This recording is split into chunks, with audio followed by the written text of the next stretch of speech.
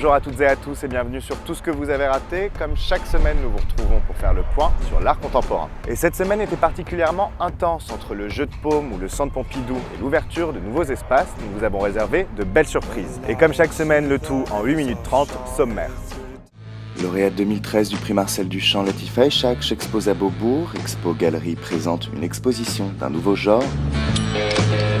Le jeu de paume lance le coup d'envoi de sa nouvelle programmation et le studio des Acacias pour sa réouverture expose Mark & Force. Le Centre Pompidou, qui comme chaque année depuis 2000, expose le lauréat du prix Marcel Duchamp, prix récompensant un artiste contemporain français. Latifa Eshak, l'heureuse élue 2013, a eu carte blanche pour s'emparer de l'espace 315 où elle présente l'air du temps qui joue sur la nostalgie. L'artiste, par ses nuages présentés comme un décor de théâtre, joue sur la nostalgie et sur les souvenirs de notre enfance en dévoilant les siens. Chaque objet posé derrière ces cumulus en bois au ras du sol sont autant de souvenirs que l'artiste nous dévoile. Quand on rentre, on voit l'envers du décor. C'était volontaire, j'imagine. Oui, parce que c'est un peu aussi l'envers qu'on n'a pas l'habitude de voir en général. On se concentre surtout sur l'avant. C'était pour moi important de faire une proposition comme ça assez généreuse, une œuvre qui prenne tout l'espace et d'un autre côté donner également plein de petites choses à regarder plus singulièrement en fonction de là où on flâne, de l'endroit où on flâne dans l'espace d'exposition. Exposition à ne pas rater, présentée jusqu'au 26 janvier 2015. Expo Galerie présente Hike, Hack, Hic et Nook. Exposition 2.0 car visitable sur Internet, ce qui est mis en avant dans la scénographie de l'exposition. On peut découvrir l'exposition qu'on peut voir aussi sur Internet. Il y a un dispositif très particulier autour de cette exposition. Est-ce que vous pourriez nous en parler ? Tout à fait. En fait, l'exposition se situe derrière cette porte qui est en fait le décor qui a permis la production des images. C'est des questions qu'on se pose depuis longtemps avec Non-Printing Character et sur lesquelles on réfléchit, qui sont le traitement de l'image, le traitement de l'œuvre d'art et de son image et de son visuel. Et on a poussé un peu plus loin la réflexion cette fois en produisant des images dans une exposition qui existe, qui est physiquement là, à laquelle l'accès est restreint et qui est consultable pleinement et visible pleinement en ligne. Et l'exposition traite du paysage. Ce qui surprend, c'est l'interprétation de ce paysage obtenu par un biais détourné. Changement générationnel oblige, la perception du paysage par celle des artistes contemporains se fait soit par le web ou par la récupération. On a voulu étudier la pratique que les artistes d'aujourd'hui pouvaient avoir du paysage et on se rend compte qu'on est énormément dans la récupération d'images existantes, d'images reprises, réappropriées, copiées, collées et finalement dans une esthétique à la fois du do-it-yourself, une esthétique un peu Ikea, c'est-à-dire le paysage à domicile, voyager tout de suite, ici et maintenant, là où auparavant le voyage et l'expérimentation du territoire requéraient un effort. Vous conseilleriez de se déplacer et d'aller la voir ou de se suffire à la version Internet ? C'est une excellente question. Finalement, on conseille rien. C'est un peu tout le principe de Hike, Hack, Hic et Nook. Il n'y a pas de mode d'emploi en fait pour cette exposition. Il y a une situation à prendre telle quelle. Il y a des gens qui se présentent ici, à qui on dit qu'il faut traverser la rue. Ils le font.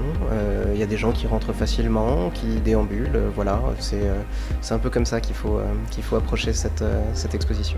Et nous, on vous conseille d'aller sur place pour vivre cette expo d'un nouveau genre qui dure jusqu'au 26 novembre 2014. Le jeu de paume présente sa nouvelle programmation. On démarre par une expérience inattendue, une performance interprétée durant 4 semaines par 3 comédiennes. Esther Salamon part d'un entretien qui va être performé, mêlant travail documentaire et autofiction. Toute pensée ou toute mémoire qu'elle évoque, en fait, produisent une image, produisent un sentiment, produisent une relation à la personne à qui on raconte. Donc il fallait en fait plutôt capter ces différences-là et pas rajouter une interprétation ou une autre sauce théâtrale ou de jeu là-dessus. Tu crois que le rabbin il rentre à pied vendredi soir? Il va au coin de la rue, derrière la synagogue, et il prend sa voiture. Intense, l'expérience est à vivre jusqu'au 9 novembre 2014. Toujours dans l'idée d'un visiteur participatif, l'autre exposition, une vidéothèque éphémère, inventait le possible. Le fait de pouvoir faire sa propre sélection parmi les vidéos est un véritable plus autour d'une thématique gérée subtilement par les deux commissaires. On a focalisé sur la chute des utopies de la modernité du XXe siècle. On s'est dit, est-ce qu'on ne peut pas aller d'une certaine manière au-delà de l'utopie? Donc l'utopie, souvent, c'est associé à l'impossible. Au-delà de l'utopie, est-ce qu'il y a le possible? Vous avez jusqu'au 8 février pour profiter de cette exposition en accès libre et aussi découvrir l'application numérique. Exposition de Garry Winogrand. Le jeu de paume présente la première rétrospective depuis 25 ans du grand photographe américain. Chroniqueur célèbre de l'Amérique de l'après-guerre, Winogrand est connu pour ses photographies de New York et de la vie aux États-Unis depuis les années 50 jusqu'aux 80. Et la moitié des photographies présentées n'ont jamais été montrées à ce jour, plus d'une centaine n'avaient encore jamais été tirées du vivant de l'artiste. Jusqu'au 8 février 2015. Pour sa chronique, Solène est allée à l'ouverture du mythique studio des Acacias. Ancien studio de photo, il devient un nouveau lieu incontournable de l'art contemporain.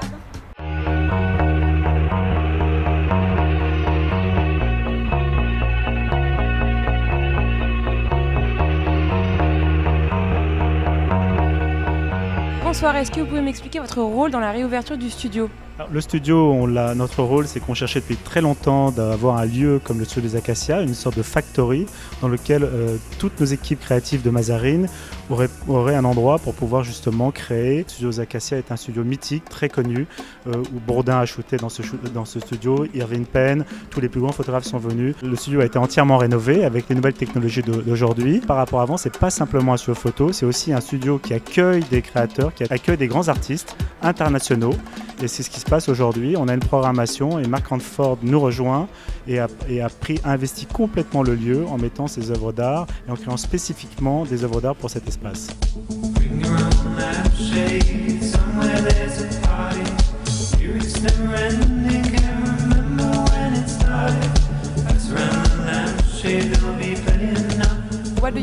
Pourquoi travaillez-vous autant autour de la lumière?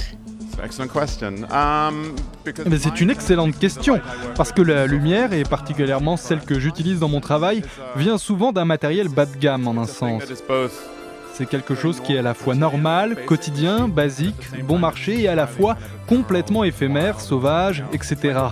C'est une sorte de transition instantanée du banal au sublime. Est-ce que vous avez consciemment joué avec les reflets dans les vitres? Oui, beaucoup. Regardez le plafond ici. C'est vraiment intéressant de voir comment, quand il commence à faire plus sombre, on réalise soudain que toute la pièce est en fait un hall de miroirs et tout se reflète. Et donc j'ai voulu ça, mais j'ai aussi voulu des pièces comme celle à l'extérieur, qu'on puisse voir la pièce de l'intérieur, que les lumières du rez-de-chaussée puissent se refléter dans les fenêtres des appartements, que tout ça devienne assez fou, comme un kaléidoscope de miroirs. Je pense, enfin, j'espère. Et voilà, c'est terminé pour tout ce que vous avez raté. Comme d'habitude, vous pouvez retrouver toutes les informations sur notre site tcqvar.com. Et nous, on se retrouve la semaine prochaine avec une émission spéciale sur le Palais de Tokyo et ses nouvelles expositions. D'ici là, passez un bon week-end et maintenant, vous non plus, vous n'avez rien raté.